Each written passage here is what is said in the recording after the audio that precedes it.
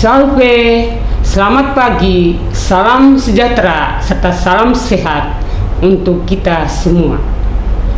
Pada pekan Prapaskah kedua ini, saya Francisca Dadi, penyuluh agama Katolik Kantor Kementerian Agama Kabupaten Alkeo, dalam siaran rohani hari ini, Rabu 28 Februari 2024, dengan tema Pengadilan Kasih dalam Injil Matius bab 20 ayat 17 sampai dengan 28. Dalam nama Bapa dan Putra dan Roh Kudus.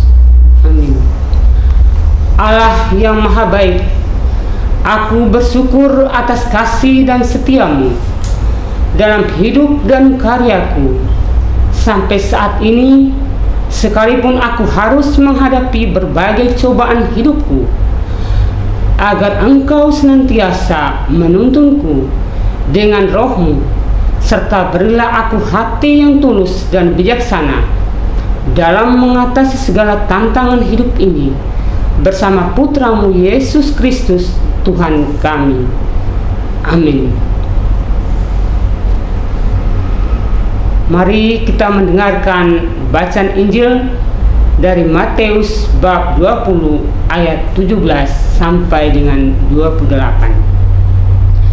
Ketika Yesus akan pergi ke Yerusalem, Ia memanggil ke-12 muridnya tersendiri dan berkata kepada mereka di tengah jalan, "Sekarang kita pergi ke Yerusalem, dan Anak Manusia akan diserahkan kepada imam-imam kepala dan ahli-ahli Taurat, dan mereka akan menjatuhi Dia hukuman mati.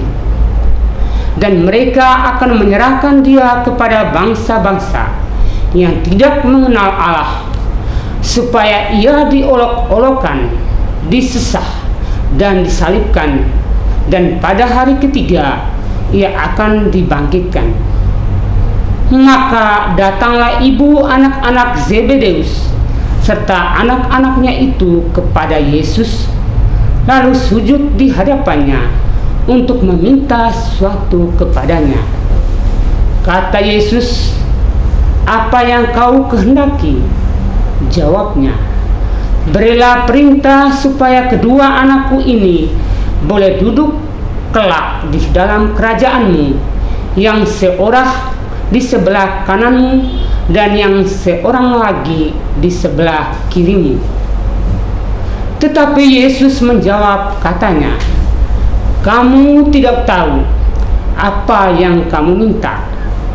Dapatkah kamu meminum cawan yang harus kuminum?" Kata mereka kepadanya, "Kami dapat." Yesus berkata kepada mereka, "Cawanku memang akan kamu minum, tetapi hal duduk di sebelah kananku atau di sebelah kiriku, aku tidak berhak memberikannya. Itu akan kuberikan kepada orang-orang bagi siapa Bapakku telah menyediakannya." Mendengar itu, marahlah ke-10 murid yang lain kepada kedua saudara itu. Tetapi Yesus memanggil mereka lalu berkata, "Kamu tahu bahwa pemerintah bangsa-bangsa memerintah rakyatnya dengan tangan besi, dan pembesar-pembesar menjalankan kuasanya dengan keras atas mereka. Tidaklah demikian di antara kamu. Barang siapa ingin menjadi besar di antara kamu, hendaklah ia menjadi pelayanmu. Dan barang siapa ingin menjadi terkemuka di antara kamu, hendaklah ia menjadi hambamu. Sama seperti Anak Manusia datang bukan untuk dilayani, melainkan untuk melayani, dan untuk memberikan nyawanya menjadi tebusan bagi banyak orang." Demikianlah sabda Tuhan. Terpujilah Kristus. Bapak, Ibu, saudara-saudari yang terkasih dalam Kristus, sebagai manusia biasanya sulit untuk menerima kelemahan orang lain dan menerima orang-orang di sekitar kita apa adanya. Dua permenungan diberikan kepada kita pada hari ini supaya kita bisa menumbuhkan perhatian, penerimaan, dan pengampunan bagi orang-orang di sekitar kita. Yeremia dalam bacaan pertama, ia berdoa kepada Allah untuk memohon pengampunan kepada musuh-musuhnya. Ingatlah bahwa aku telah berdiri di hadapan mereka supaya amarah mereka disurutkan dari mereka. Dari sudut pandang yang berbeda, Injil hari ini memberikan contoh bagaimana Yesus menyelesaikan konflik kepentingan yang terjadi di antara para muridnya. Mereka berebut pengaruh dan kedudukan. Konflik kepentingan itu dipicu oleh ibu anak-anak Zebedeus yang meminta kepada Yesus supaya anak-anaknya kelak boleh duduk di dalam kerajaan Kristus, yang seorang di sebelah kanan dan yang seorang lagi di sebelah kiri. Matius bab 20 ayat 21. Bapak, Ibu, saudara-saudari yang terkasih, dalam kehidupan kita sering kita emosi, marah, perselisihan, dan pertentangan, baik di dalam keluarga. Suami dan istri tidak setia akan janji perkawinan. Anak yang satu dan yang lainnya saling bermusuhan karena ketidakadilan, bahkan dengan korban nyawa. Para pemimpin saling mengejek, memfitnah demi merebut kedudukan dan kekuasaan. Mari kita belajar dari Nabi Yeremia yang selalu berdoa dan memohon kepada Tuhan agar dapat memberi pengampunan kepada orang yang berbuat kesalahan atau kejahatan kepadanya.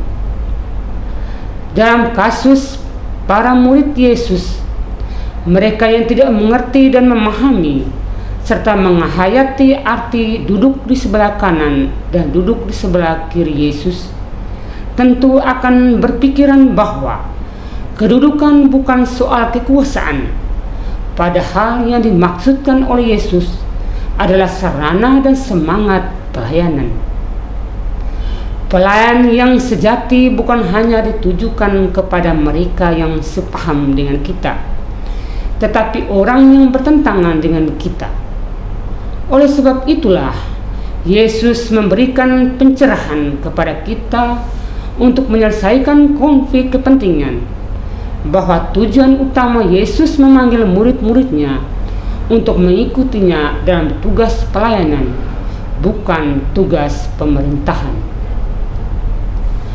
Bapak, Ibu, saudara-saudari yang terkasih, mari kita membangun semangat pelayanan yang adil dan bijaksana dalam diri dan sesama, baik yang mengasihi kita maupun yang bermusuhan dengan kita, dan kasih yang melayani dan kasih yang mengampuni, karena dengan pengampunan kita mendapat berkat. Semoga.